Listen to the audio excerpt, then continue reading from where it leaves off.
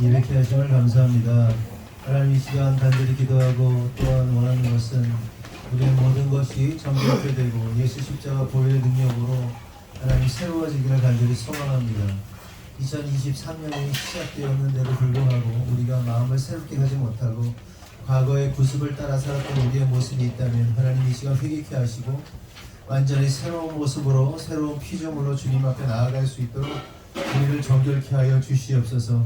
오직 십자가 보혈의 능력만이 우리를 정결케 하시고 오직 십자가의 능력만이 우리를 살게 하신다는 사실을 깨닫고 나의 힘과 나의 능력으로 살아가는 것이 아니라 오직 주님만 의지하며 살아갈 수 있는 우리 모두가 될 수 있도록 인도하여 주시옵소서. 특별히 이 시간 우리가 찬양할 때 찬양 중에 거하시는 주님, 찬양받기 합당하신 주님, 예배받기 합당하신 주님을 온전히 찬양하며 나아가기를 원합니다. 온 마음과 정성을 다하여 우리의 마음과 뜻을 다하여 찬양할 때 하나님 우리의 찬양을 받아주시고 흠양하여 주시옵소서. 주님께서 이루실 줄 믿사옵고 예수님의 이름으로 기도합니다. 아멘.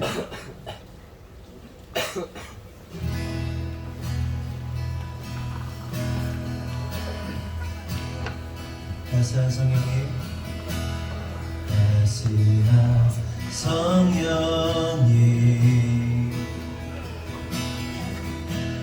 나로 보내 내 몸을 감싸며 주어지는 편안함 만족함을 느끼네. 따스한 성령님, 따스한 성령님,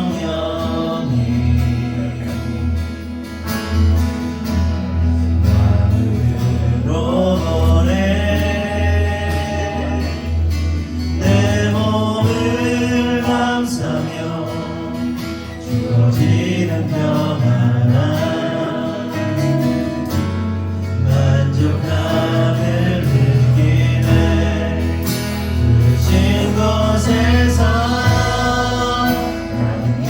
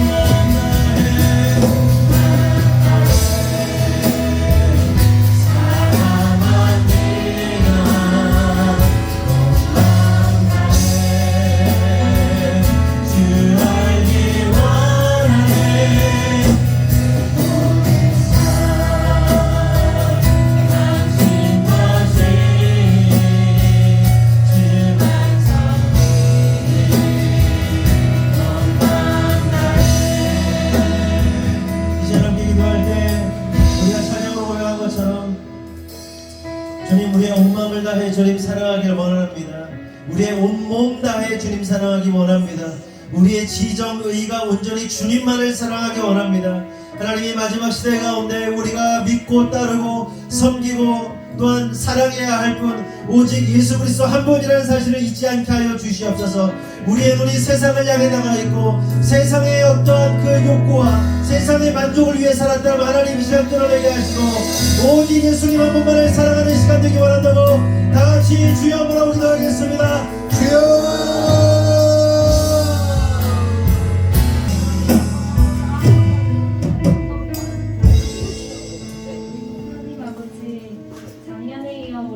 더 깊은 부르심으로 더 높은 부르심으로 저희를 초대하여 주셔서 감사합니다. 표어대로 2023년 올 한 해 동안 부르심에 순종하며 따라가는 하늘꾼 교회 되게 하여 주시옵소서. 그런즉 누구든지 그리스도 안에 있으면 새로운 피조물이라 이전 것은 지나갔으니 보라 새 것이 되었도다. 고린도후서 5장 17절 말씀을 따라 새 것이 된 저희가 새 것에 걸맞는 삶을 살도록 인도하여 주시옵소서. 죄와 악한 습관들을 끊어내고 새롭게 정돈된 삶을 살아가게 하옵소서. 일상 가운데 늘 선한 열매를 거두는 하늘꾼 교회 모든 지체들이 되게 하옵소서.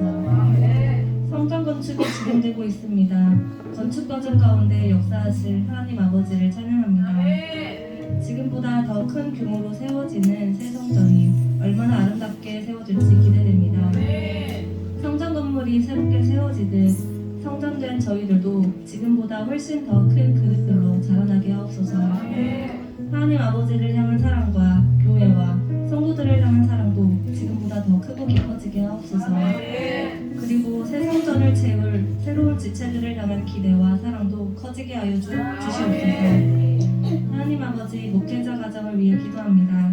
이호성 목사님, 이민아 사모님의 건강을 지키시고 보호하여 주시옵소서. 목사님의 허리, 목, 팔 등 온몸에 성치 못한 곳에 치유의 손길을 더하여 주시고 사모님의 만성 어지럼증이 깨끗이 회복되게 하여 주시옵소서.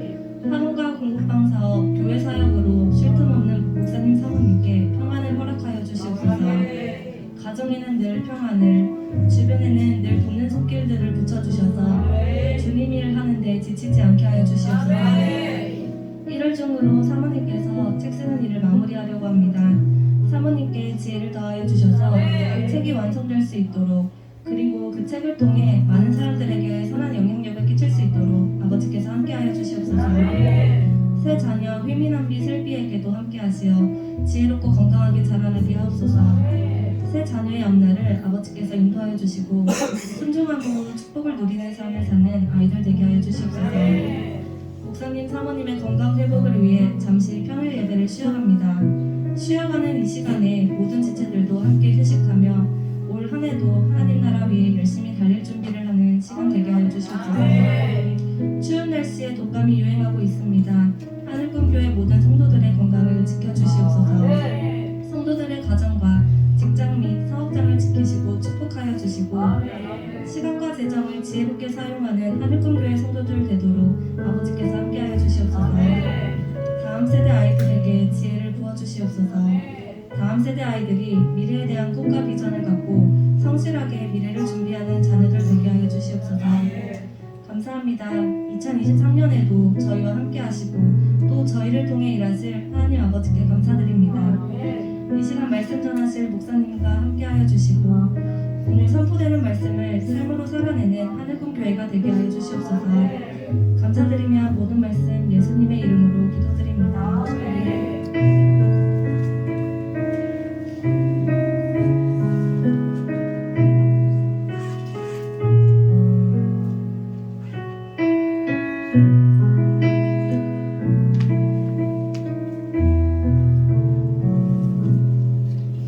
교독문 20권 시편 33편 교독하시겠습니다.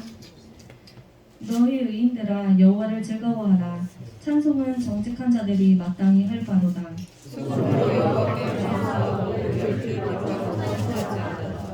새 노래로 그를 노래하며 즐거운 소리로 아름답게 연주할지어다.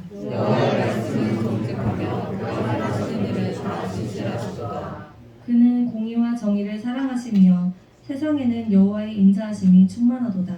여호와의 말씀으로 하늘이 지음되었으며 물과 사이에 일꾼으로 이루었도다. 그가 바닷물을 모아 무더기같이 쌓으시며 깊은 물을 곳간에 두시도다. 온 땅이 여호와를 두려워하며 세상의 모든 권리들을 그에게 할지어다. 아멘. 오늘 말씀은 갈라디아서 3장 15절에서 22절 말씀입니다. 제가 봉독하여 드리겠습니다. 형제들아, 내가 사람의 예대로 말하노니 사람의 언약이라도 정한 후에는 아무도 패하거나 더하거나 하지 못하느니라. 이 약속들은 아브라함과 그 자손에게 말씀하신 것인데 여럿을 가리켜 그 자손들이라 하지 아니하시고 오직 한 사람을 가리켜 내 자손이라 하셨으니 곧 그리스도라.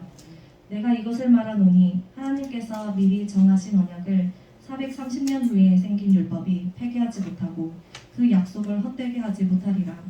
만일 그 유업이 율법에서 난 것이면 약속에서 난 것이 아니리라. 그러나 하나님이 약속으로 말미암아 아브라함에게 주신 것이라. 그런즉 율법은 무엇이냐? 범법함으로 더하여진 것이라. 천사들을 통하여 한 중보자의 손으로 베푸신 것인데 약속하신 자손이 오시기까지 있을 것이라. 그 중보자는 한 편만 위한 자가 아니라 하나님은 한 분이시니라. 그러면 율법이 하나님의 약속들과 반대되는 것이냐? 결코 그럴 수 없느니라. 만일 능히 살게 하는 율법을 주셨더라면 의가 반드시 율법으로 말미암았으리라. 그러나 성경이 모든 것을 죄 아래에 가두었으니 이는 예수 그리스도를 믿음으로 말미암는 약속을 믿는 자들에게 주려 함이라. 아멘. 목사님 나오셔서 언약과 율법이라는 제목으로 말씀 나눠주시겠습니다. 네, 우리 하시고 인사합시다. 사랑합니다. 축복합니다. 축복합니다. 오늘은 언약과 율법이라는 제목으로 말씀 나누겠습니다. 오늘 밤에 오늘 말씀을 보면 한 1분 남짓 이렇게 읽었습니다. 아주 짧은 말씀이에요. 하지만 여기서 우리가 깨달을 수 있는 사실은 채 1분도 되지 않는 이 말씀 속에 기독교 역사, 그러니까 성경의 역사 2000년이 압축되어 있다는 사실을 우리가 알 수 있습니다. 어떻게 압축되어 있냐면 아브라함으로부터 모세, 그리고 모세로부터 예수님까지, 그러니까 정확하게 말하면 언약을 받은 아브라함으로부터 율법을 받은 모세, 그리고 그 모든 것을 성취하신 예수 그리스도까지의 시간이 2000년이라는 시간이 이게 흘러가고 있는 겁니다. 오늘 예수님도 나오죠. 그리고 아브라함도 나오고 모세도 나옵니다. 이 내용을 보면. 그리고 오늘을 살고 있는 우리, 그러니까 예수님이 탄생하신 이후에 2000년이 지난 지금까지의 시간을 다 합하면 오늘날까지의 시간을 합치면 약 4000년의 시간을 아우르고 있다고 할 수가 있습니다. 그런데 여기서 이제 제가 하고 싶은 말은 이거예요.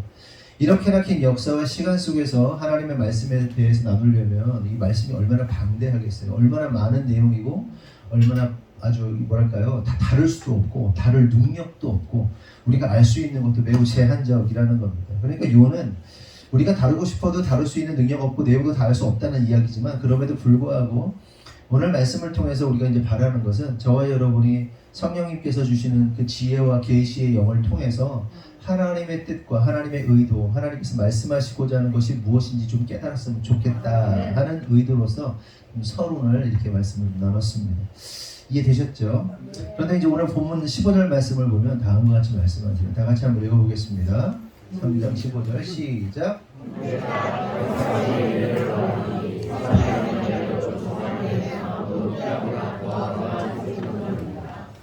누굴 좀 갖다 주세요.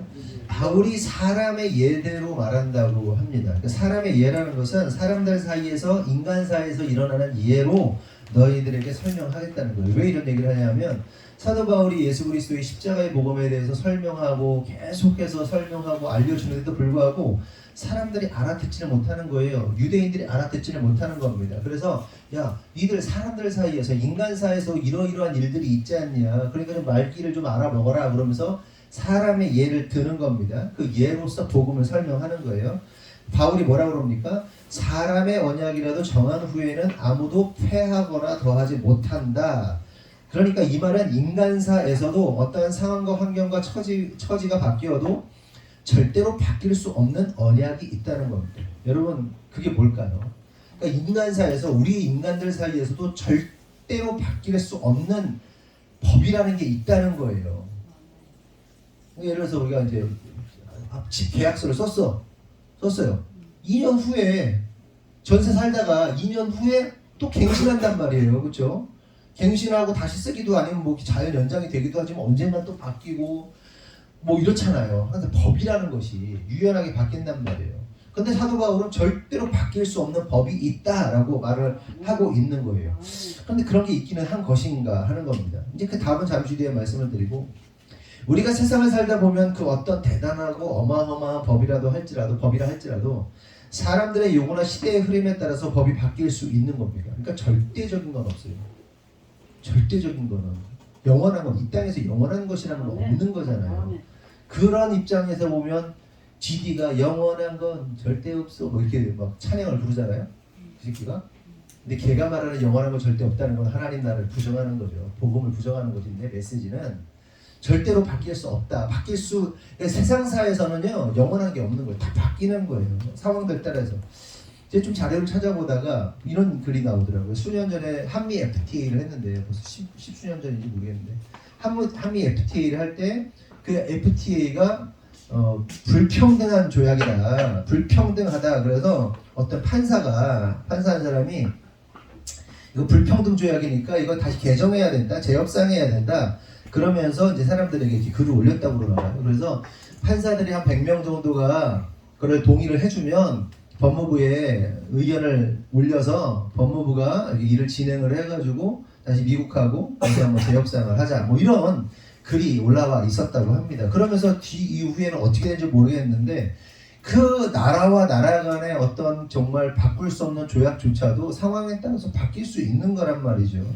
또한 우리가 그런 거는 요즘에 쉽게 볼 수 있잖아요. 여러분들 문자, 카톡 자주 오잖아요. 뭐 어떤 국회의원이 무슨 법을 발의를 했는데 이게 기독교 세계관하고 맞지 않으니까 뭐 차별금지법이니 뭐니 그래서 막 올라오잖아요. 그래서 이거를 올리면 우리가 반대 서명해가지고 막 몇 명밖에 안 나갔습니다. 저도 막 속이 타가지고 오늘 밤 넘어가면 이게 뭐 상정이 되고 어쩌고 저쩌고 막 그런 경우가 많은데, 그럼 맞기도 하고 또 올렸다가 막았다가 법이 정해졌다가 바뀌었다가 막 이랬다가 저랬다가 막 그러잖아요. 그런 거 볼 수 있습니다. 또 헌법재판소에서는 뭐 헌법소원을 하기도 하고, 그러면서 어떤 법이 위헌적 요소가 있으면 바꾸기도 하고 뭐 이런 일들이 많습니다. 그 아주 지엄한 헌법이라 할지라도 헌법도 막 바뀌는 세상이란 말이죠. 이처럼 법이라는 것은 절대적일 수 없고 상황과 환경과 사람들의 원함 그리고 시대 정신에 따라서 법이라는 것이 언제든지 바뀔 수가 있는 거란 말이에요. 그런데 본문을 통해서 바울이 뭐라는 거예요? 사람들이 살아가는 세상 속에서 절대로 바뀌지 않는 언약이 있다는 거예요.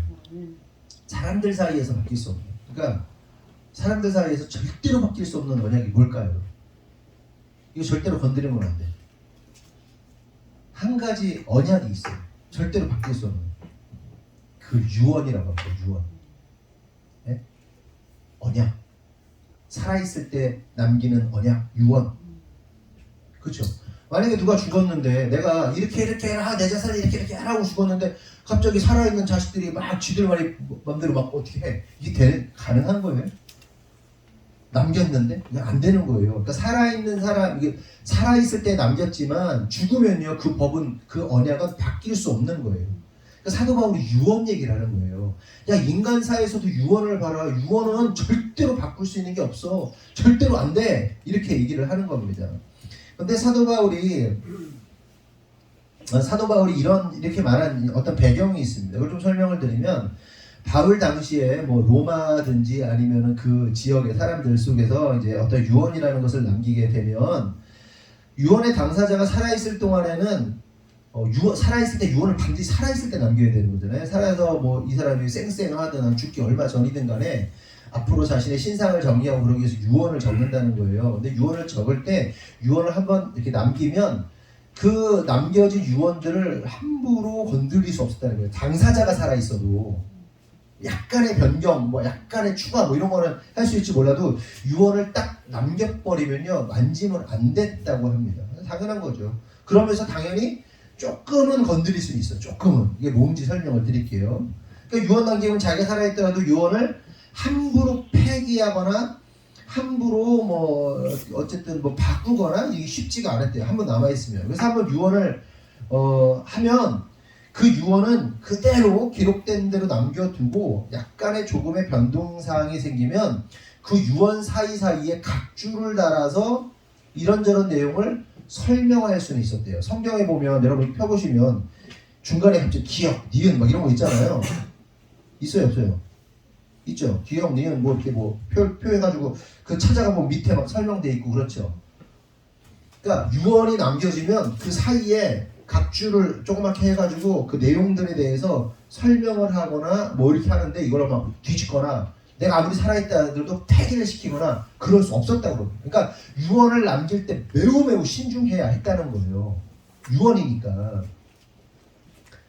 그래서 바울이 이러한 배경을 가지고 사람의 언약 속에서도 아무도 폐기하거나 더하지 못하는 경우가 있는데 하물며 하나님의 언약은 어떻겠냐, 절대로 폐기하거나 더할 수 있는 것이 아니다 라면서 언약의 절대성을 피력하고 있는 거예요. 여러분 여기서 우리가 깨달아야 할 사실은 뭐냐 하면 인간의 법과 약속은 순간순간 변해요. 조변석게 한다고 그러죠. 아침 저녁으로 바뀝니다. 우리의 마음이라는 게 이랬다가 저랬다가 왔다 갔다 합니다. 그렇죠? 근데 이게요 당연한 거예요. 당연한 거. 지금 우리가 교회를 이렇게 건축을 이제 하면서 뭐 설계도를 그리고 뭐 이런 걸 한단 말이에요. 그러면 이렇게 하자라고 딱 정해놓고 한 주 지나잖아요. 마음이 또 바뀌어요. 계속 바뀌어요. 계속 매일 매주 바뀌어요. 아 이게 더 나을 것 같은데 그러면 이게 뭐 이랬다가 어떤 사람이 또 얘기를 하면 이랬다가 뭐 왔다 갔다 하는 거예요. 이게 약속이잖아요. 근데 사람은 조변석게 합니다. 상황에 따라 환경에 따라 생각에 따라서 끊임없이 바뀌어요. 이게 인간이에요. 하지만 하나님의 말씀은 영원합니다. 절대로 변하지 않습니다. 조변석게 하지 않습니다. 그래서 하나님의 언약은 반드시 성취된다는 사실을 여러분 믿으시기 바랍니다. 하나님의 말씀은 안 바뀌어요. 하나님의 말씀은 반드시 어떤 일이 있어도 성취가 됩니다. 왠지 아세요?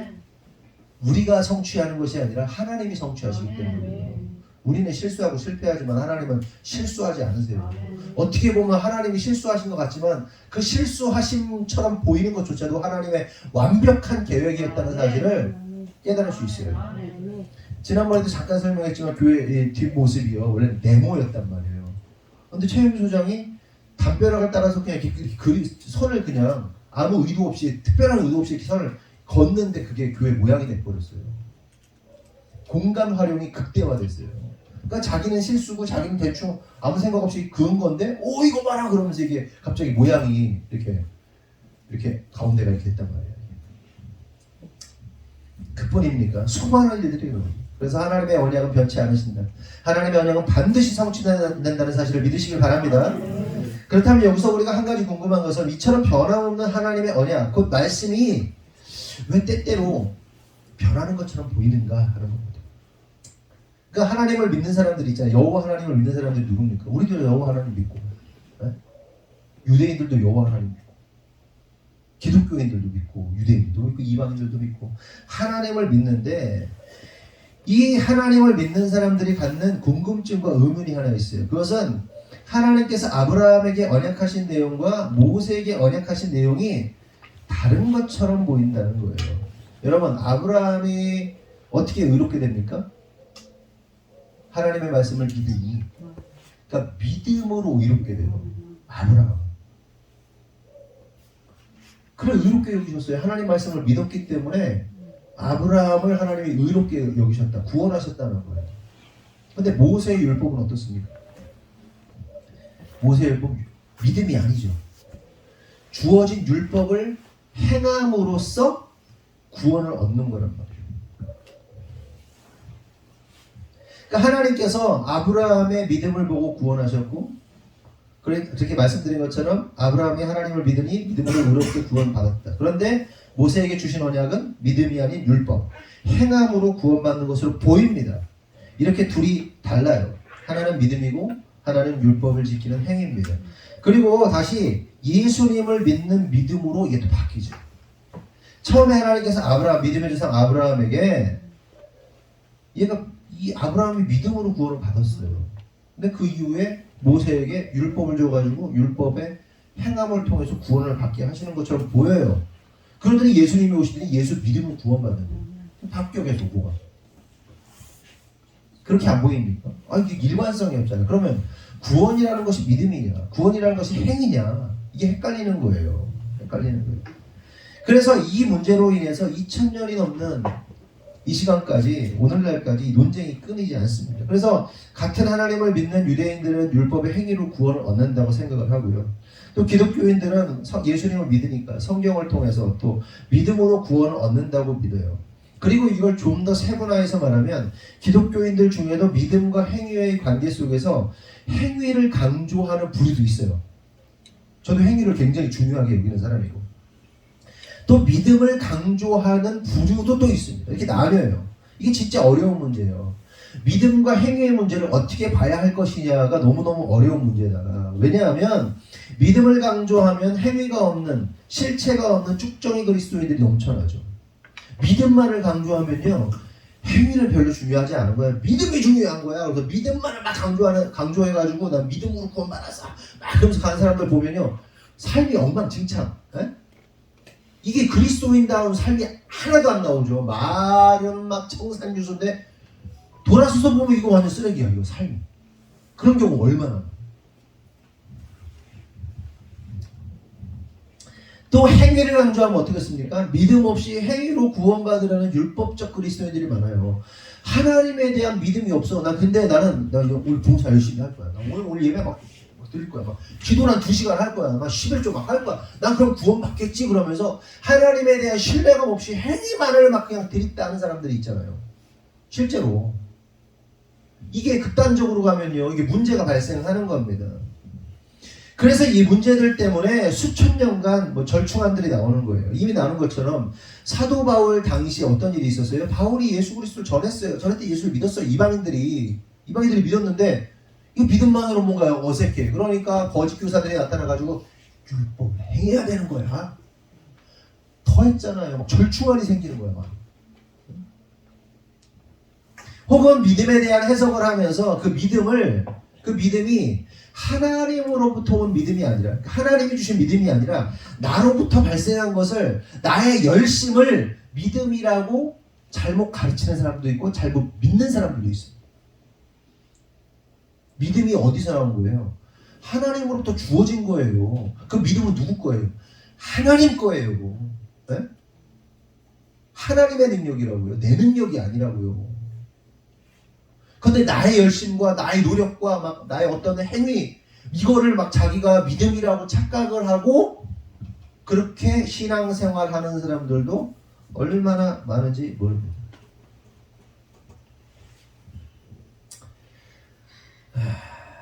또한 어떤 사람들이 이렇게 해석하죠. 완전한 행위가 없으면 구원도 없다.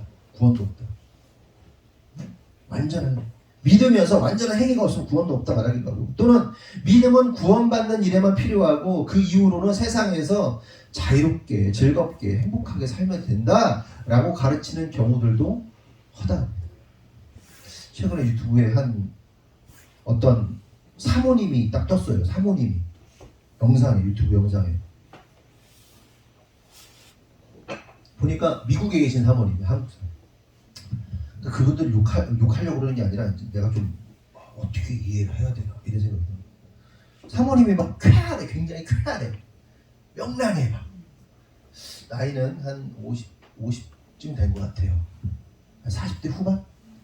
그 40대에서 50대. 그리고 목사님은 한 50대 초반 정도 됩니다. 한 5살 정도 많아봤어요. 저보다 50대 중반?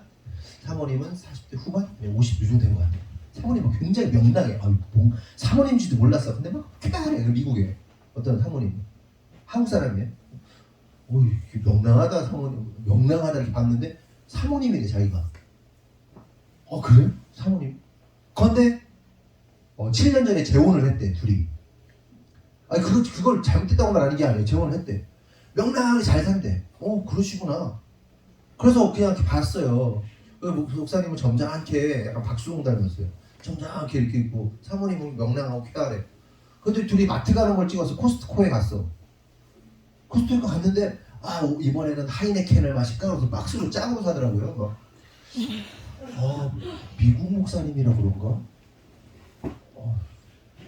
그 다음부터 안 봐요. 그렇지. 이게 미국에서는 자유롭게들 잘 써요. 이렇게 미국에서는. 내가 한국 사람이라 그러지 한국적 상황이 있어가지고 모르겠는데 저건 좀 아닌 것 같은데 그래서 제가 굉장히 거부감이 들더라고요. 이해함에 다르기도 하겠지만 어쨌든 제 수준에서는 잘 납득이 안 된다. 뭐 이런 거 갑자기 생각이 들어서 좀 말씀을 드렸고요.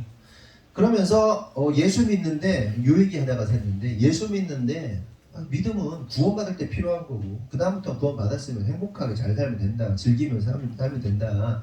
이 땅에서 그냥 뭐 죄 안 짓고 그냥 뭐 행복하게 살면 된다. 그 얘기를 하려다 보니까 그분이 갑자기 생각이 나는 거예요.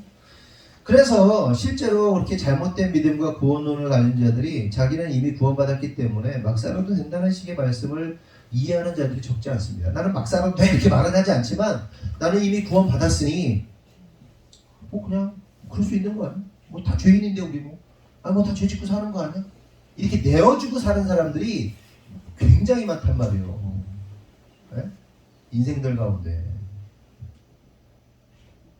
최근에 아주 인상적인 드라마 리뷰를 봤습니다. 보신 분도 있을 거예요. The Glory 아시는 분? 우리 그거는 뭐 일반 TV에는 안 나오는 거죠, 그거. 근데 저희는 안 나오니까. 근데 그 유튜브에 리뷰 뜨잖아요. 리뷰 뭐 몇 타 뭐 영상 보는데 거기서 굉장히 인상적인 게 뭐였냐면 송혜교가 이제 학폭 피해자입니다. 학교 폭력 피해자고 그 가해자들이 있는데 송혜교가 이제 자퇴를 하고 나서 얘네들을 복수하겠다는 일념으로 열심히 공부하고 열심히 살아가지고 선생님이 돼가지고 이제 복수를 하기 시작하는 내용입니다. 근데 그 송혜교를 괴롭혔던 가해자들 중에 대형교회 목사 딸이 나와요. 그 딸은 대형교회니까 뭐 어쨌든 잘 나가는 목사님의 딸이고 그리고 미술가이면서 약쟁이입니다. 마약하고 뭐 그런 약쟁이에요. 근데 막 그 부모가 가지고 이 지위와 명성을 가지고 막 애가 미술로 막 이렇게 벌어먹고 살고 막 세상에서 잘 나가고 뭐 여러 캐릭터들이 있는데 그 목사 딸이 막 성가대도 하고 온갖 순진하고 신실한 척 하는데 사실은 마약쟁이에요. 약쟁이에요. 평상시의 삶을 완전 막장으로 사는 겁니다. 그래서 그 가해자를 찾아가가지고 제가 정확하게 기억나지 않지만 맥락적으로 말하면 송혜교가 찾아가서 약점을 잡고는 이 실체를 밝혀버리겠다. 너 네 인생 끝나게 만들겠다. 뭐 이런 식으로 협박을 하면서 돈을 요구합니다. 달러로 빈 가방 큰 무슨 백을 딱 주면서 돈 가득 채워 달러로 채워가지고 송혜교 자기를 돕는 어떤 그 여자분의 딸을 외국으로 유학을 보내려고 돈을 딱 받아내는 겁니다. 그래서 이 딸이 이 돈을 준비해가지고 이제 만났는데 만난 장소가 본당이에요. 본당에 딱 만나가지고 막 이런저런 얘기하다가 야 니네 하나님 빡치셨어 너 때문에 송혜교가 그런 식으로 얘기를 해요. 니네 하나님 너 때문에 빡쳤어. 그랬더니 그 친구가 뭐라고 그러냐면 야 나는 그래도 구원받아. 나 회개했어. 나 과거에 너한테 했었던 일 다 회개했어. 그래서 나는 천국 가. 이런 장면이 나와요. 여전히 자기는 마약쟁이고 온갖 음란과 술과 그냥 방탕의 그 자체입니다. 방탕 자체인데 나는 구원받았어. 나는 회개했어. 나 천국 간다는 거예요. 파렴치한 내용이죠. 이러한 모습을 제가 보면서 느낀 게 뭐냐면 사람들이 그리스도인들을 볼 때 약간 이런 식으로 보겠구나. 이렇게 뻔뻔하고 지들밖에 모르는 사람들로 보이겠구나라는 생각을 했습니다. 물론 그 세상 사람들의 시선에 대해서 제가 100% 동의하지 않습니다. 그런 사람들만 있는 것도 아니고 굉장히 비약한 거죠. 굉장히 아주 나쁘게 그려놓은 거죠. 그러면서 거기 담임 목사가 하나님께서 오른뺨을 맞고도 왼뺨을 내라고 말씀하셨습니다. 이러고 막 요래 쌓는 막 진짜 가식적인 막 설교하는 거 나오는데 그리스도인들이 그렇게 보일 수 있겠구나. 한번 생각해 보자고. 여러분 주변에 여러분이 그리스도인으로 서 있는데 주변 사람들이 여러분들을 어떻게 바라볼까 한번 생각해 볼 필요는 있다는 거예요. 최소한 뭐 어떤 신앙의 문제 때문에 타협 안 되는 그런 문제가 아니고 성품이나 인간 됨됨이가 진짜 이런 쓰레기 같은 우리의 모습은 없는가 좀 생각해 봐야 된다는 거예요. 수준 이하의 모습. 네? 어쨌든 그들의 시선 100% 동의할 수 없지만 그걸 보면서 우리가 반성해야 할 부분이 있다. 앞뒤가 완전히 다른 신앙의 행태는 진짜 큰 문제다. 네? 믿음과 행위가 일치하지 않는, 네? 삶과 신앙이 일치하지 않는 그 정말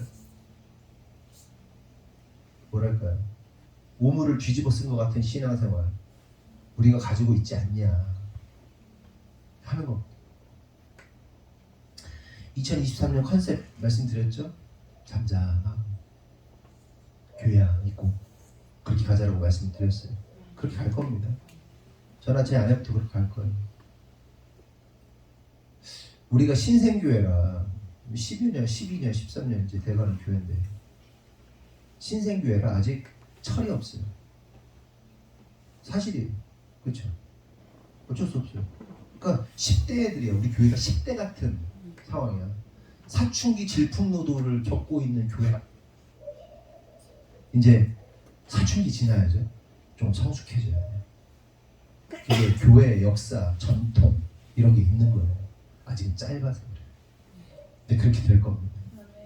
그래서 과거의 구습을 좀 버려야 돼. 새로 피조물 돼야 돼.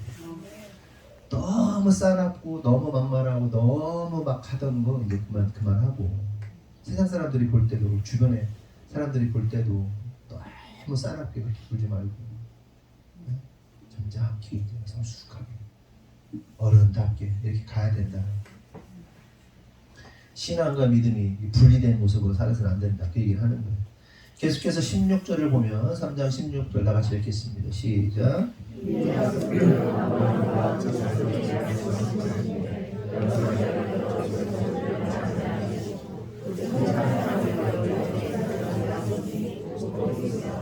좀 전에 말씀드린 것처럼 사람의 언약도 함부로 폐기하거나 더하지 못하는데 어떻게 영원하신 하나님의 언약이 폐기될 수 있냐라고 하면서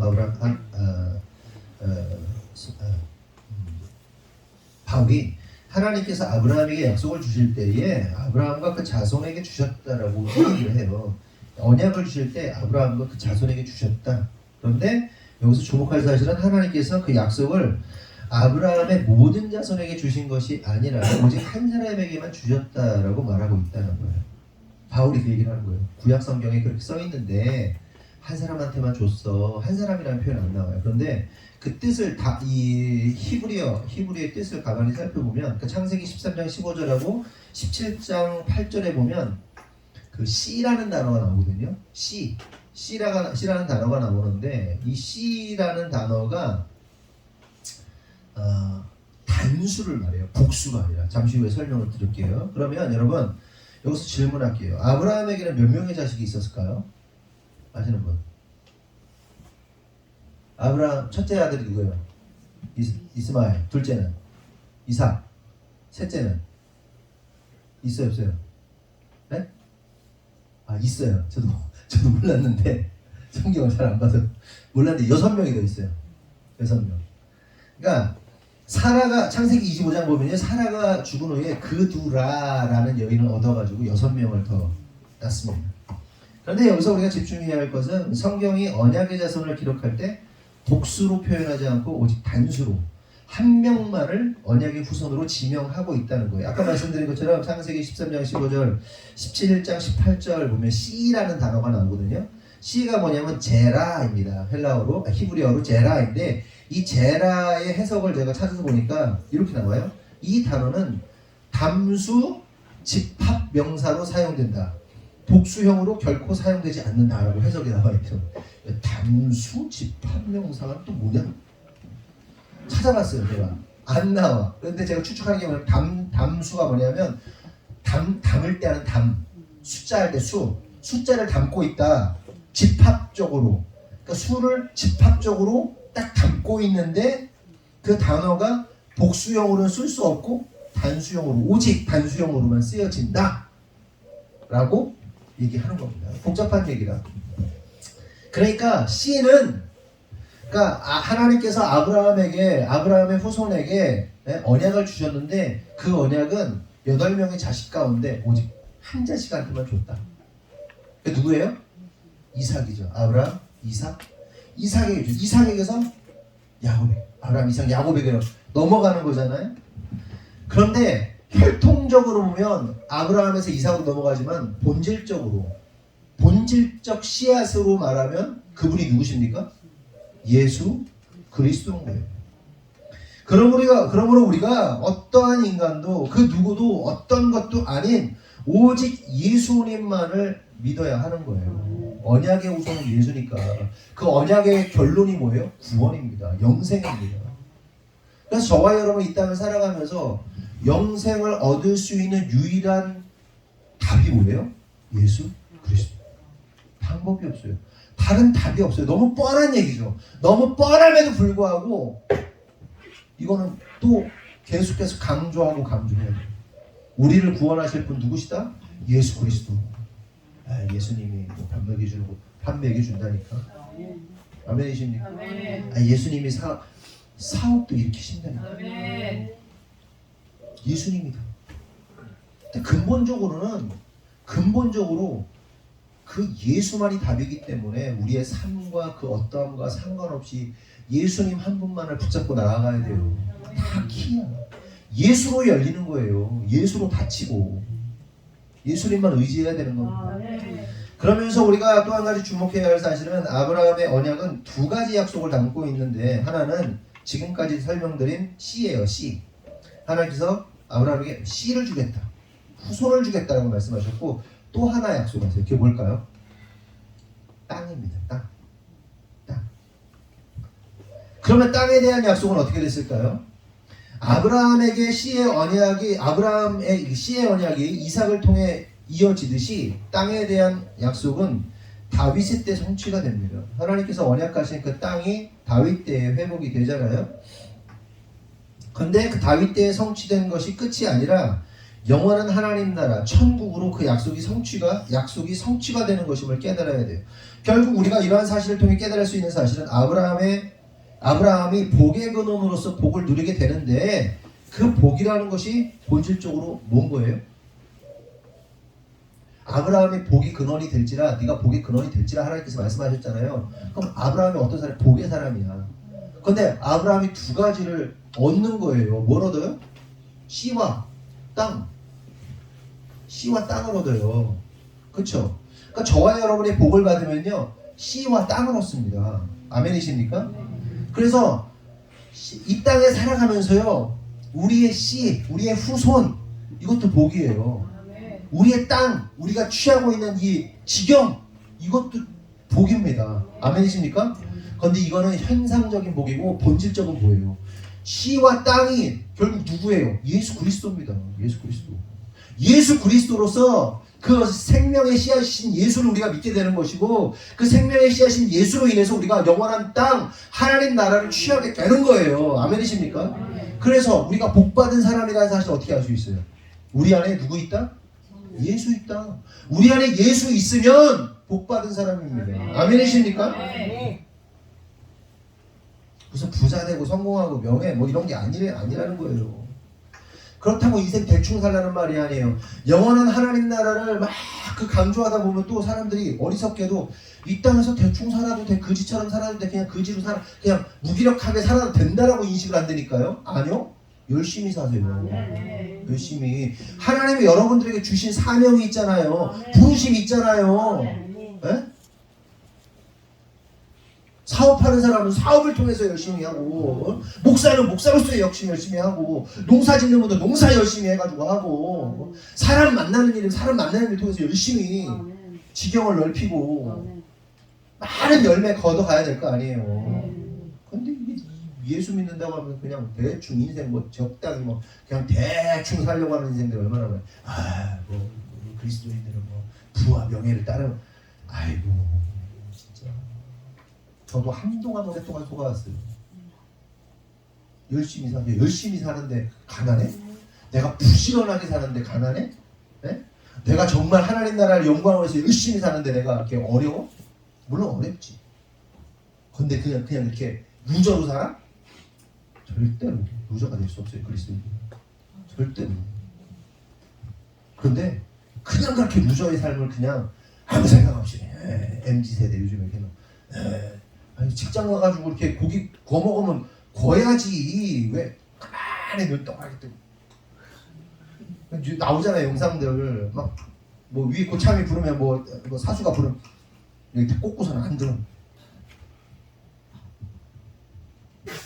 눈도 깜빡이지도 않아. 네, 그런데요. 어쩌라고요? 오죽하면 막 노래방에 갔는데 노래를 막 부르는데 그 위에 사람이 노래에 막 랩 꼈다고 랩 파트 꼈다고 갑자기 사람 불러내가지고 나 짜증나서 회사 못 다니겠다고 그만두고 뭐 그런 얘기 나오잖아요. 그게 실제예요, 실제. 너 때문에 짜증나가지고 회사 안 다녀. 센스도 없고 인생 그렇게 그냥. 그 젊은 아이들 막 이렇게 보면 막 답답해 죽잖아요. 그 누가 가르쳐야 되는 거예요? 네? 누가 가르쳐야 되는 거예요? 부모가 가르쳐야 돼요. 근데 부모가 엉망이라 안 가르쳐. 네? 가르쳐야 돼요.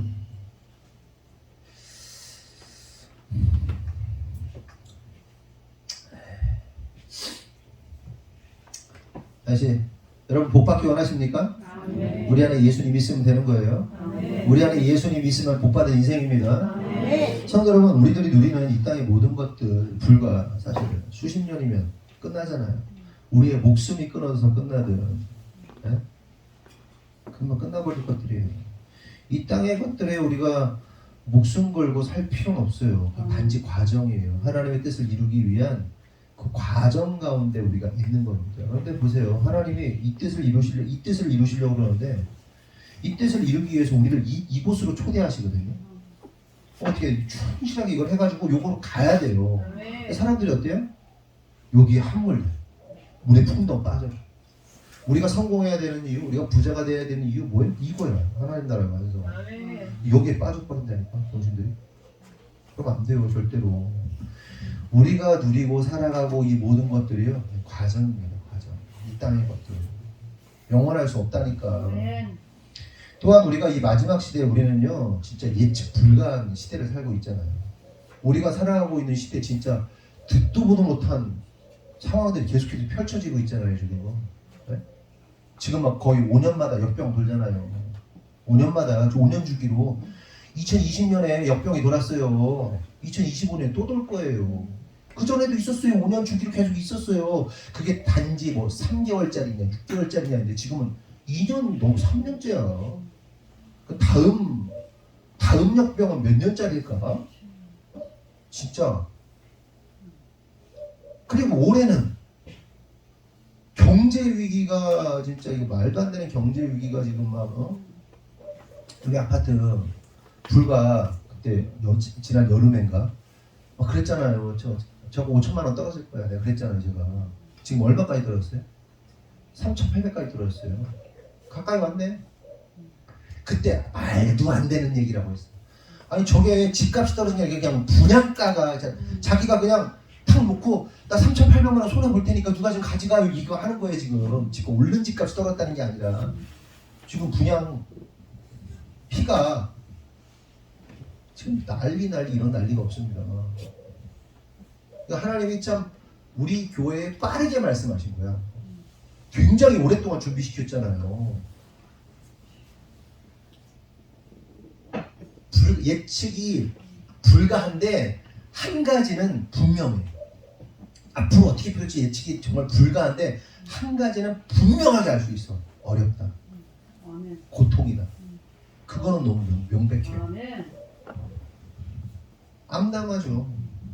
지금 막 전체주의가 지금 막 전 세계를 휩쓸고 있잖아요. 중국 막 뚜뚜레 잡아가지고 말도 안 집에 가둬가지고 문 막아버리고 못 나오게 막 만들었잖아요. 그러니까 더 이상 못 참겠다고 막 사람들이 막 나와가지고 막 시진핑 타도를 외치고 막 난리를 치니까 이거 딱 풀어줬잖아요. 딱 풀어주니까 이제 도는 거죠. 한 바퀴 돌아야 끝나는 거예요. 그렇잖아요. 코로나 지금 막 어마어마하게 걸려가지고 몇 억이 걸렸대더라. 7억 명이 걸렸대더라. 뭐 그러잖아요. 뭐. 네? 8억 명이 걸렸대잖아요. 지금 코로나가 한번 지나가야 되는 거예요. 두드려 맞고. 그래서 이게 변수가 일어나는 거예요. 사실은 전체주의. 지금 뭐 얼마 전까지만 해도 풀리기 전까지만 해도 북한 같은 데는 뭐 코로나 제로 뭐 이러잖아요. 두드려 막으면 그러니까 사람들이 두드려 막아도 적응을 해버리네. 네? 그렇잖아요. 그런데 터져가지고 중국에서 터져서 변수가 나오긴 했지만 앞으로도 온 나라 민족들이 온 나라들이 이 전체주의로 두드려 막는 걸로 갈 가능성이 높아요. 한번 해봤거든. 되거든 어느 정도. 꼬셔가지고. 그러니까 우리가 지난 코로나 동안에 겪었던 그 고통들에 더 견딜 수 없는 고통들이 우리에게 다가올 건 확실해요. 근데 제가 여기서 퀘스천하는 게 뭔지 아세요? 물론 여기 그러면서 믿는 자들이 깨어있는 자들이 저항하면 중국이 막 애들이 막 저항해가지고 중국 사람들이 저항해가지고 이렇게 풀린 것처럼 저항하는 자들이 많이 나오면 또 그렇게 풀릴 수 있지. 네?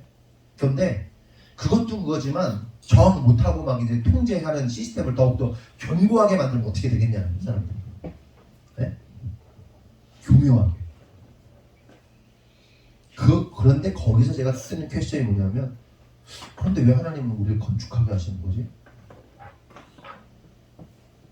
그런 상황이면 다 그냥 우리 다 이렇게 다 정리하고 어디 이제 산속에 들어가야 되는 거잖아요. 그렇죠? 준비하고 그 잘못했다는 게 아니에요. 그거를 준비하는 단체들도 있고 분명히 어느 순간은 그게 올 가능성이 높거든요. 근데 제 질문은 왜 우리 교회는 건축을 하는 거지? 이 어려운 시대에 어마어마하게 어려운 시대에 도대체 뭐지? 인간적으로는 하고 싶은 마음이 없다니까요. 하나님 왜긴 왜겠어요. 니네들이 욕을 해야 되는 건 요것 때문에 그런 거야. 더 깊은 부르심, 더 높은 부르심. 더 높은 부르심과 더 깊은 부르심의 본질은 뭐예요? 결론은 하나님 나라의 완성이에요. 영혼 구원. 그러니까 이 포지션에서 하나님의 일을 해야 되는 거예요. 선교가 될 수도 있고 선교사를 돕는 걸 수도 있고 어찌됐든 간에 뭐 영혼 구원을 위한 어떤 구원의 방주로서의 역할을 끝까지 한 명이라도 더 구원하고 끝까지 그 한 사람을 위해서 애쓰다가 주님 부르실 때 딱 가면 되는 거예요. 그냥. 그게 우리의 부르심이야. 교회 건축해놓고 다음날 주님 오셔도 상관없어요. 그 과정 속에서 해야 할 일들을 하면 되는 거예요. 네?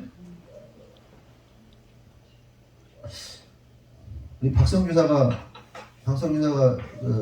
문자가 왔어요. 카톡이 딱 왔어요. 목사님 여기 기억나시죠? 어디 땡길 한인교회 땡길이라고 제가 말레이시아 선교사로 갔을 때 담임했던 교회가 땡길 한인교회인데 땡길 교회라고 그냥 이렇게 상가인데 허름한 상가에 사진을 보내왔는데 10년 전이나 10몇 년 전이죠. 15년 전이 내가 그때랑 똑같아 그냥 더러워. 그런데 그거를 우리가 이제 그 선교 같이 할 때 했던 이렇게 그 황성교사님이 세 군데를 같이 했어요. 그래서 제가 숙소로 있던 그 지역에 황성교사님 숙소 있던 그 지역에 교회가 하나 있고 말레이시아에 하나 있고 땡길이라는 데가 있었는데 여기는 중국인 형제들이 말레이시아 중국인 형제들이 화교죠. 그러니까 그 친구들이 말레이시아에 사는 중국계 친구들이 시온교회라는 데를 했고 선교사님이 이렇게 도왔죠. 이렇게 돕고 땡길이라는 데 가서 아침에 여기서 예배드리고 점심에 여기서 드리고 저녁에 땡길에 가서 예배드리고 이렇게 했는데 제가 거기 담임이었어요. 얼마 안 비쌌어요. 파송받을 때. 근데 이제 황성교사님이 이 양반이랑 깨졌어. 깨지면서 이 사람들이 이 교회를 같이 관리를 했어. 황성교사님이 자기 교회만 하고. 그러다가 이제 딱 연락이 온 거예요. 더 이상 우리가 이 교회를 컨트롤할 수 없다. 우리가 이제 도울 수가 없다. 그러니 황성교사님 당신이 어떻게 받으십시오. 그래가지고 연락이 돼가지고 왔는데 마침 박성교사가 이제 그곳의 담임으로 그곳을 맡는 것으로 사역이 딱 이제 연결이 된 겁니다. 근데 그 교회를 보는데 하나도 안 변했는데 제 마음이 참 뜨겁더라고요. 뜨거워지더라고요. 그리고 그러면서 박성교사는 그러는 거예요. 아니 하나님 참 놀랍게도 목사님이 했던 그 교회를 이제 한 15년 만에 자기가 그 교회로 파송을 받도록 하나님이 하시는 거 보면 준비시켜 놓았다가 하시는 거 보면 참 놀라운 일인 것 같다 그러면서 그런 얘기를 하는데 그 교회도 우리가 세우고 돕는 역할을 아마 해야 할 거라는 생각이 들어요. 하나님 보여주신 그림 중에 하나라고 생각을 하고 돕는다고 해서 대단한 게 아니에요. 가서 우리 하는 거 해주면 되죠. 페인트 칠해주고 환경 미화 해주고. 거기는 그런 것 같아요. 남의 건물이라서 신경을 아예 안 써요. 외관도 그냥 막 흘러내립니다. 썩은 물이 막 흘러내리니 관리를 안 하더라고요. 그런 거 좀 해주고 도와주고 좀 설비도 해주고 할 수 있을 거예요. 우리 건축 끝나고 나서. 그러니까 어떻게 되었든 간에 우리의 비전과 꿈과 우리의 목적은 하나님 나라의 완성이다. 그러니까 하고 싶은 얘기는 이겁니다. 우리가 이 땅에 생명 걸 필요는 없어. 그렇다고 대충 살라는 건 열심히 살아. 하나님이 그 일을 어떤 과정 속에서 그 일을 이루어내도록 하시면 이루어내서 이 다음 스텝으로 가야 돼요. 갑자기 점프하는 건 없어요. 그렇기 때문에 우리의 삶에 맡겨진 영역들을 최선을 다해서 이루어내야 된다. 아멘이십니까? 그렇죠? 그러면서 이제 하려고 하는 얘기는 우리가 이 땅에 목숨 걸 필요 없다. 우리가 생명을 걸어 붙잡아야 할 것은 오직 예수님 한 분이다라는 겁니다. 그리고 실제로 아브라함도 그런 예수님을 믿고 붙잡았던 거예요. 그래서 예수님께서 유대인들에게 이런 말씀을 하십니다. 요한복음 8장 56절에서 59절. 너희 조상 아브라함은 나의 때에 볼 것을 즐거워하다가 보고 기뻐하였느니 유대인이 이르되 네가 아직 50세도 못 되었는데 아브라함을 보느냐? 예수께서 이르시되 진실로 진실로 너희에게 이르노니 아브라함이 나기 전부터 내가 있느니라 하시니 그들이 돌을 들어 치려 하거늘 예수께서 숨어 성전에서 나가시니라. 예수님께서 말씀하세요. 야, 너희 조상 아브라함이 나 보고 즐거워했어. 이렇게 얘기를 하는 거예요. 상식적인 선에서 보면 이거 예수님 말씀이 정상이에요, 비정상이에요? 유대인들 입장에서는 비정상이죠. 그러니까 그 사람들이 뭐라고 그래요? 야, 네가 50살도 안 되는데 뭔 이상한 소리냐 하냐? 그러면서 수천 년 전 아브라함이 널 봤다는 거냐? 야, 네 나이가 뭐야? 네 나이 몇 살인데? 김수와 거북이와 두루미 산책 갔다 보면 칙칙하고 살살살다 요리요리 세프리카 이러면서 막 옛날에 그 개그처럼 네 나이가 그 정도나 된 거냐? 웃기고 있지 마 라면서 돌을 들어가지고 예수님 죽이려고 했던 거예요. 여러분 누가 정상이에요? 예수님이 정상입니까? 유대인들이 정상입니까? 우리가 상식선을 보잖아요. 유대인들이 정상인 거죠. 예수님 비정상이에요. 하지만 영의 눈으로 보면 실체를 보면 그들이 보고 있는 것은요 실체가 아닌 거죠. 오히려 그들이 보고 있는 거 유대인들이 보고 있는 것이 화상이란 말이에요. 육의 눈으로 보는 것이 오히려 화상이란 말이죠. 그래서 예수님이 정상이다. 그럼 왜 유대인들은 이러한 예수님을 믿지 못한 것일까? 그 이유가 뭡니까? 요한복음 8장 44절에 이런 말씀이 나와요. 너희는 아비 마귀에게서 났으니 이란 말이 있어요. 그러니까 그들의 아비가 마귀이기 때문에 그래요. 성도 여러분, 이를 통해서 우리가 알 수 있는 사실이 있는데 그것은 마귀의 자식들, 곧 마귀의 영향력 아래에 있는 자들은 예수님의 말씀을 믿지도 못하고 알아보지도 못한다는 겁니다. 그러면 어떤 사람들만이 예수님을 알아보는 거예요? 그것은 오직 성령이 임한 자들, 다른 말로 하면 하나님으로부터 믿음을 받은 자들만 예수님과 그의 말씀을 이해하고 믿을 수가 있는 거예요. 세상 사람들에게 말씀 전해보세요. 아무리 얘기해보세요. 믿어요? 안 믿어요. 그런데 어쩌다가 믿는 자들이나 그들이 바보라서 설득을 잘 당해서 성령이에요. 성령께서 열어주시면 예수의 영이 임하면 들려, 믿어줘. 네? 근데 이게 박혀있는 사람은 아무리 얘기도 안 들려. 근데 놀라운 사실은 믿음은 들음에서 나는 거죠. 말씀을 듣다 보면 그 말씀이 그 영혼을 파고들어요. 성령께서 작업을 하죠. 씨가 뿌려줘. 어느 순간 자라. 열매를 내죠. 그래서 말씀을 들어야 되는 거죠. 결국 지금까지 말씀드린 것들을 통해 우리가 알 수 있는 사실은 언약의 성취는 성령을 통한, 그러니까 하나님이 주신 하나님의 믿음으로 되는 것이지 어떤 율법적 행위로 이루어지는 것이 아니라는 것이다. 오직 하나님이 하시는 겁니다. 그러니까 언약의 성취는 누가 하신다? 하나님이 하시는 겁니다. 그도 그럴 것이 아브라함과 하나님의 언약을 보면 알 수 있어요. 아브라함과 하나님이 언약을 맺잖아요. 그래서 그 짐승을 쪼개놓죠. 근데 이 설교체가 자주 하잖아요. 이해와. 그 짐승을 쪼개놓습니다. 그리고 누가 지나가? 갑과 을이 지나가요. 그 위를 근동에서 딱 갈라놓고 딱 올라가. 지나가. 딱 지나가. 이렇게. 그 무슨 뜻이에요? 약속 안 지키면 너도 네가 이거 되는 거야. 네가 이거 되는 거야. 갑, 을 둘 다 이거 되는 거야. 이 얘기입니다. 그런데 어떻게 해요? 그 약속을 언약을 할 때 하나님께서 아브라함과 언약할 때 누구만 지나가요? 하나님만 지나가세요. 아브라함 안 지나가요. 불로 확 지나가시는 거예요. 그 성령의 불로, 횃불로 그 불꽃으로 확 태우시고 지나가시는 거예요. 이걸 통해서 우리가 알 수 있는 사실은 하나님과 아브라함의 계약은 뭐예요? 쌍무 계약이 아니다. 쌍방간의 계약이 아니다.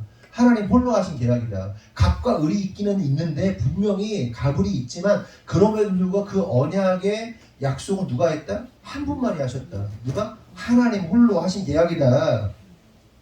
말씀드린 대로 짐승을 쪼개는 행위는 서로의 생명을 거는 피해 언약입니다. 그런데 하나님께서 일방적으로 언약을 주시고 홀로 언약을 체결하신 거예요.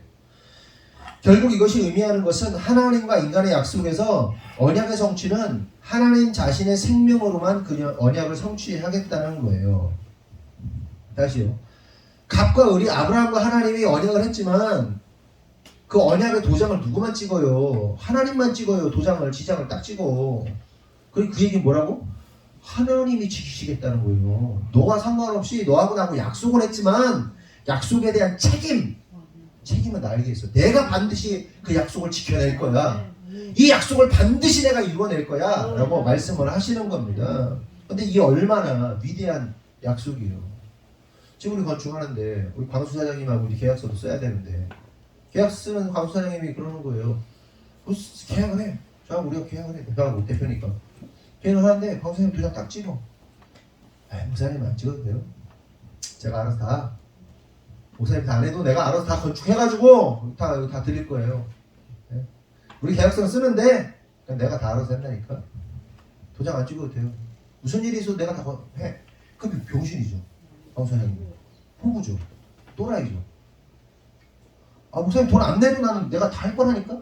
목사님 돈 안 내도 교회에서 돈 안 갚아도 내가 건축해가지고 딱 드릴 거라니까. 그게 말이 돼요? 근데 하나님이 그거 하고 있는 거예요. 그런 계약이 어디 있어? 그런 은혜가 어디 있어? 근데 자꾸 우리 교회 오겠다고 그래가지고 지금 우리 교회 등록하려고 막 사인을 계속 보내는데 지난번에도 온다고 했었는데 지난번에는 그냥 듣지도 않았는데 그냥 콧방귀도 안 꼈는데 자꾸 오려고 그래. 올 것 같아 이상하게. 그래가지고 이 양반이 갈급해 지금 되게 갈급해. 근데 그렇다고 뭐 기대하는 건 아니지만 어찌됐든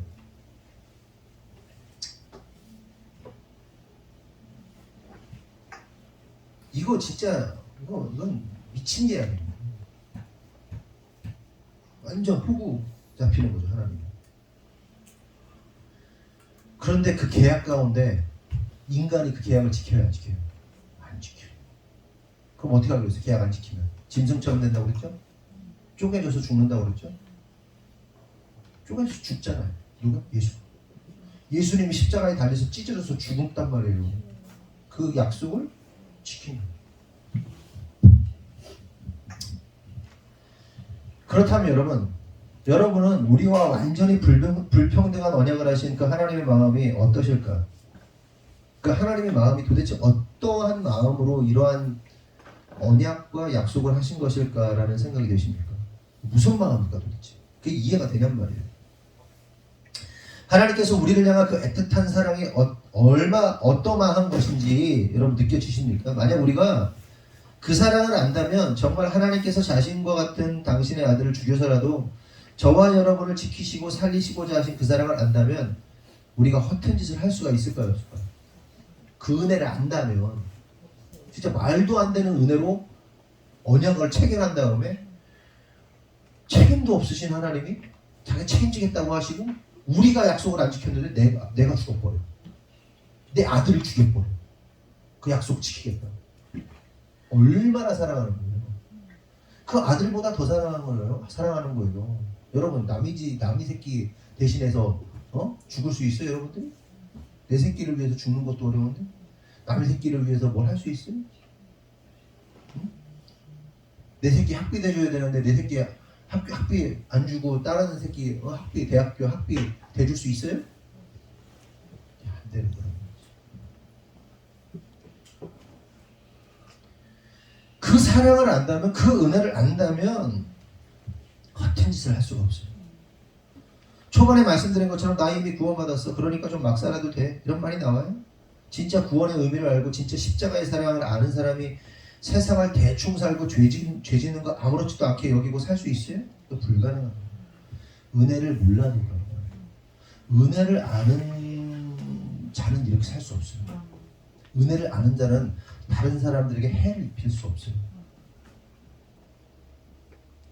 은혜를 몰라서 그래요. 무지. 근데 무지도 죄예요. 무지하면 망하는 거예요. 내 백성이 지식이 없어 망한다 말씀하시죠. 하나님을 아는 지식이 없는, 하나님의 은혜가 뭔지를 몰라. 그냥 교회만 다니고 있는 거예요. 하나님의 은혜를 알아야죠. 당신 아들 죽여서 살려낸 게 여러분이란 말이에요. 그 은혜를 알면 그렇게 살 수 없어요. 대충 살 수 없어요. 원망하면 살 수 없어요. 루저처럼 살 수 없어요. 에? 어떻게 그렇게 살아요? 근데 인간들이 어떤 짓 합니까? 하나님을 호구해요. 호구해요. 여러분 친구 중에 하나가 막 어려움에 빠졌다고 막 하소연 하는 거예요. 여러분한테 와서. 그래서 여러분들이 진짜 죽을 똥 살 똥 해가지고 현금 1억 모아놓은 거 있는데 그 친구한테 딱 줬어. 어떻게 좀 살아보라. 그 친구가 잘 살고 있는 거 알겠어. 오랜만에 만났어. 봤더니 잘 살고 있어. 그래서 내가 100만 원이 좀 필요한 거야. 나는 100만 원만 좀 줄 수 있니? 나도 요즘 어려워.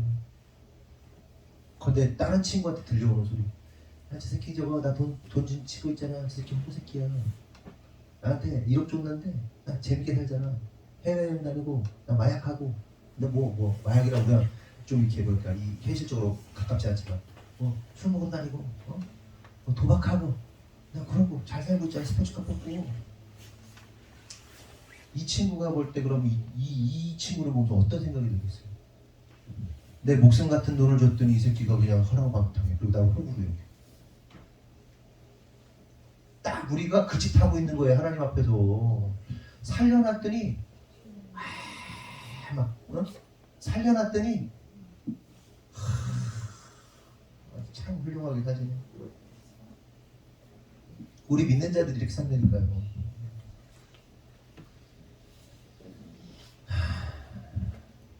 손절하는 겁니다. 그때 그래 너는 그렇게 사는 애구나. 그래 손절하자. 그러지. 실제로 그런 인생들이 얼마나 많아요. 하나님이 더 이상 재정을 부어주지 않아요. 손절은 마지막으로 하나만 여기까지만 말씀 나누겠습니다. 성도 여러분 말씀하실게요. 그러면 성도 여러분, 율법은 죄와 불순종 아래 가두는 역할을 해요. 율법이 결국 율법이 뭐냐면 우리의 죄를 알게 하는 거예요. 죄를 통해서 예수가 아니면 안 되는구나를 알게 하시는 겁니다. 그래서 진짜 예수의 은혜를 알면 행위가 자연스럽게 나옵니다. 물론 우리가 과거의 습관, 죄악들 때문에 옛사람의 습관이 나오긴 해요. 하지만 그럼에도 불구하고 예수의 은혜를 알면 믿음이 있으면 과거의 습관을 끊어내고자 엄청나게 노력하고 갈등하는 거예요. 갈등하는 신앙이 살아있다는 거예요. 갈등이 없는 신앙은 죽은 겁니다.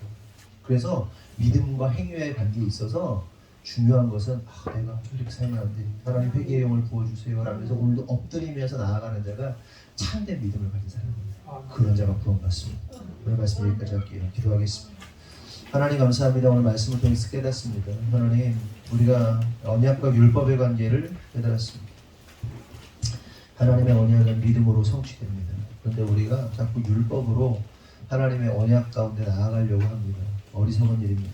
하나님 간절히 기도하오니 우리가 믿음으로써 참된 은혜를 아는 자로서의 삶을 살아내게 하시고 그 은혜를 아는 자로서 하나님이 기뻐하시는 것을 행할 수 있는 모든 성도를 될 수 있도록 인도하여 주시옵소서.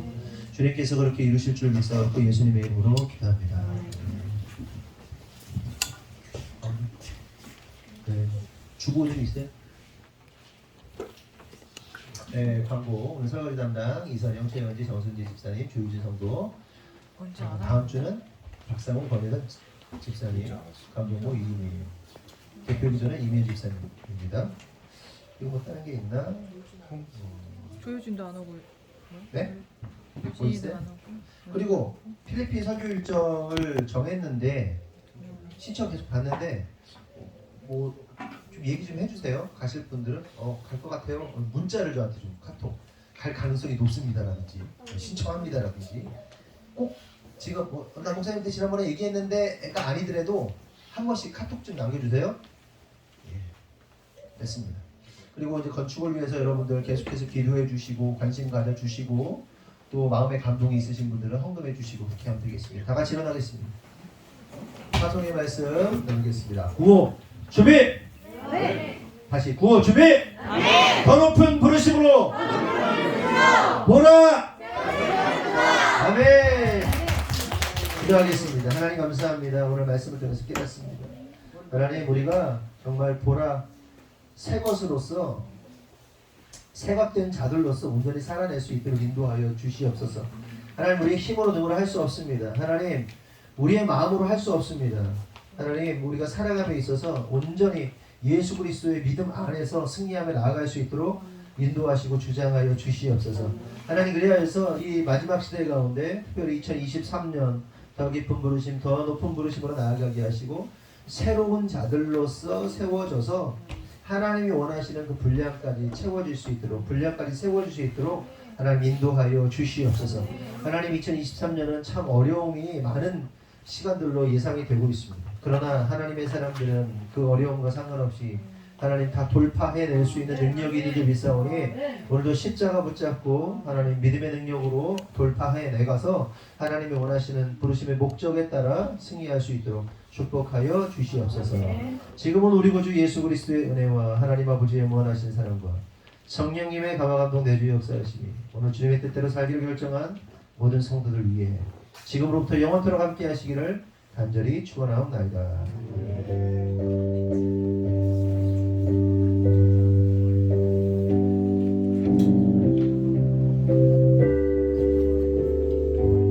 하나님께 영광의 박수 드리겠습니다. 네. 헌금 못하신 분들 헌금 해주세요. 네.